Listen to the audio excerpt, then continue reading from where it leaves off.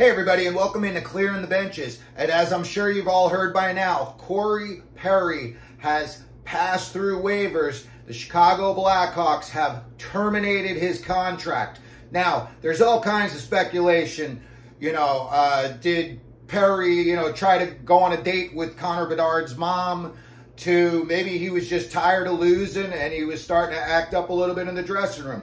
But either way, he's done in Chicago. So I put together a little short list of 5 teams that I think might sign Corey Perry. Now, 4 of them have playoff and cup aspirations, and 1 of them does not. So I'm going to start off with the one that does not.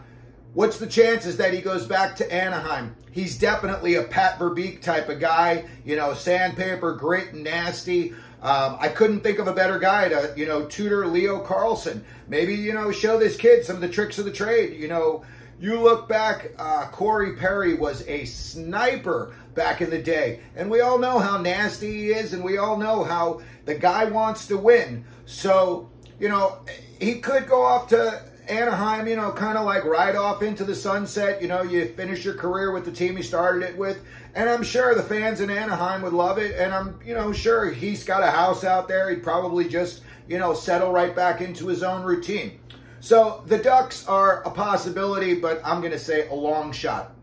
Now, the other 4 teams I've got, they've all got the cup circled on their calendar. First team that I've got with a possibility, the New York Rangers. Again, he's definitely a Peter Laviolette type of guy. He wants nasty. He wants sandpaper. He wants you cross-checking a little bit after the whistle and letting the guys know, hey, we're here. So I could definitely see that. And again, the Rangers, they're going to make the playoffs.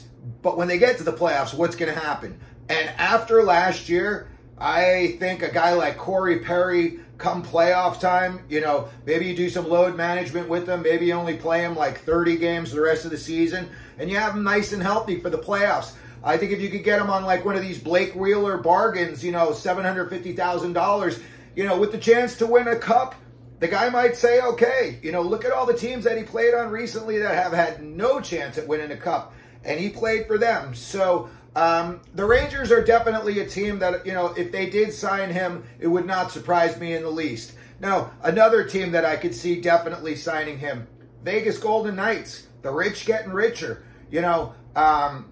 Somehow they're always able to use smoke and mirrors to, create room, cap space, whatever they need on their roster to bring in a guy when they need him. They brought in Eichel. I know they had to move a bunch of parts for that, but at the same time, they were still able to do it, and look how that paid off.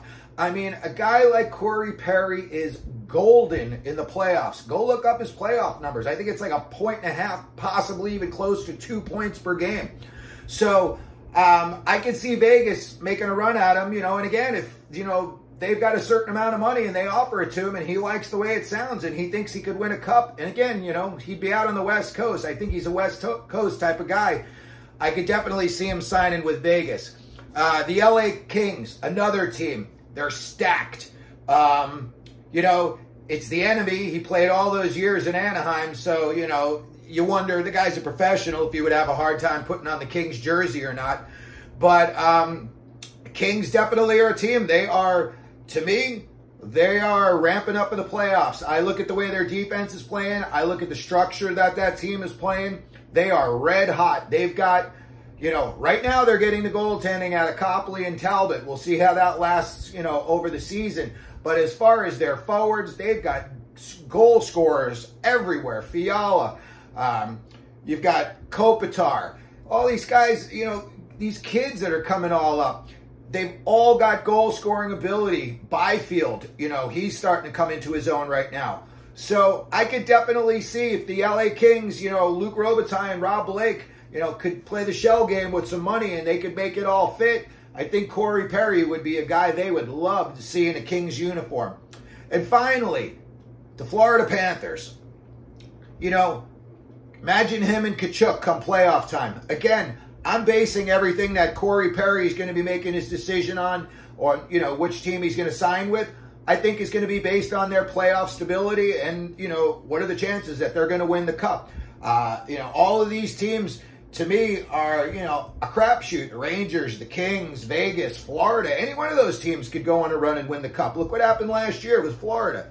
Look at Vegas. So, as far as Florida, my goodness, you know, imagine come playoff time, and Tkachuk doesn't have to do all the crazy stuff and the shenanigans, because you could have Corey Perry out doing it. And again, come playoff time, that's when you want Corey Perry wearing your team's jersey. The guy is money in the playoffs.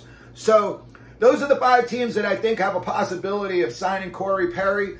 Let me know what you think down in the comment section. Pick a team. Let me know where you think he would sign, why you think he would sign there. And again, I don't even know how much he's going to get paid the rest of the season. You know, he just had a $4 million contract, I think it was.